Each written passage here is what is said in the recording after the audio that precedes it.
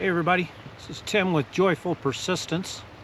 Hey, I'm down here by the Yellowstone River just hanging out, listening to the birds, watching the eagle that keeps flying by. Just enjoying life, living large, seeking the glory of God and the calmness that's found in Him. In Psalm 37:7 it says, "Be still before the Lord and wait patiently for Him. Fret not yourself over the one who prospers in his way, over the man who carries out evil devices." You know, today I want to talk to you about the lie of busyness. The lie of busyness. This refers to the belief that being constantly busy equates to productivity and success, while in reality, it often masks inefficiency, a lack of focus, or avoidance of more important tasks. It's become a cultural phenomenon where being seen as busy has become a status symbol, even if that busyness is not leading to meaningful outcomes. Let me break down this concept for you. It's what I call a cultural pressure. In many societies, particularly here in the United States, busyness is often glorified and equates to success and importance.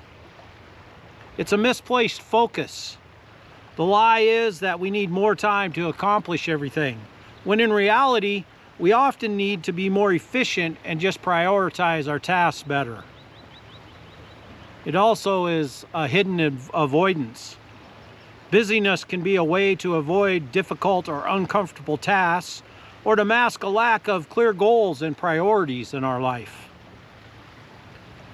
Busyness almost always, I should say, results in negative consequences. The lie of busyness can lead to stress, burnout, poor work-life balance, and a feeling of being overwhelmed and unproductive. So how does one find true meaning? Well, to combat this lie of busyness, it's important to examine our priorities, identify what truly matters, and learn to manage our time and energy effectively to focus on those things. We need to realize the importance of reflection. Slowing down and taking time for reflection, rest, and self-care is crucial for creativity, wisdom, and overall well-being. In essence, the lie of busyness is a trap that can keep us from living fulfilling and productive lives.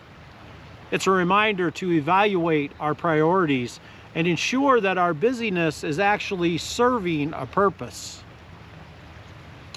Søren Kierkegaard, a 19th century Danish theologian and social critic, once wrote in his journal, "The result of busyness is that an individual is very seldom permitted to form a heart. Many of us sense in our souls he is right. Unrelenting busyness, running here and there, late in haste, always with more to do than we have time for. It stifles the life of the heart." Maybe in order not to waste our lives, you and I need to learn the benefit of wasting some time. I like to call it the gift of slow.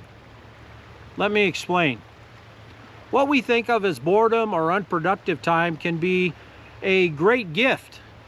In the spaces opened by moments of slowness, if we don't immediately fill them with more tasks or distractions, surprising things often happen. Our bodies breathe and relax a bit. Our imaginations open up and we're able to think. And our hearts can consider all manner of ideas. We have a space to evaluate how we spoke to a colleague that morning, or notice a young parent struggling with a child. Only by slowing down and not immediately filling the space do we start to sense God's presence and the complexities of the world, including both its beauties and its problems, our wonder and fears.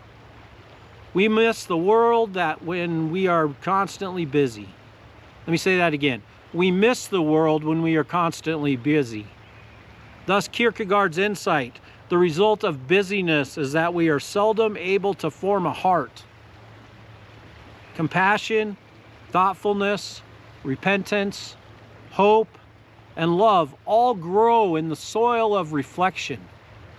And healthy reflection rarely occurs when we don't slow down. Let me say that again. Compassion, thoughtfulness, repentance, hope, and love all grow in the soil of reflection. Busyness stunts that growth. Creativity and wisdom require our internal freedom to reflect, to wrestle, and to sit with challenges. There's a reason that walks in the park and down by the river and showers with warm to hot water are often places that we gain great insight. The distractions in those places are minimal, so the mind and the heart can wonder. Such periods of slowness also enrich our communion with God if we take time for mental, emotional, and even physical engagement that the overly busy life excludes. Life improves if we carve out extended time for solitude and silence. These practices have historically been used and recommended by Christians who saw that busyness made it harder to be present with God and with others.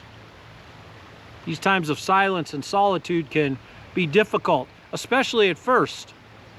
But until we grow in our ability to be alone with God and alone with ourselves, we will have difficulty recognizing the Spirit's presence in our day. Slowing down, not filling every moment with distractions, dropping the compulsion to squeeze productivity out of every moment, allows us to hear God and others. It gives our imagination, creativity, oxygen to breathe, and we start to develop a heart. It opens up the path of love. So go ahead. I dare you, waste some time, because this may keep you from wasting your life. Open the gift of slow. Psalm 46:10 says, "Be still and know that I am God. I will be exalted among the nations. I will be exalted in all the earth." Just remember, everybody, I love you, and I'm praying for you. And I'll see you next time here on Joyful Persistence.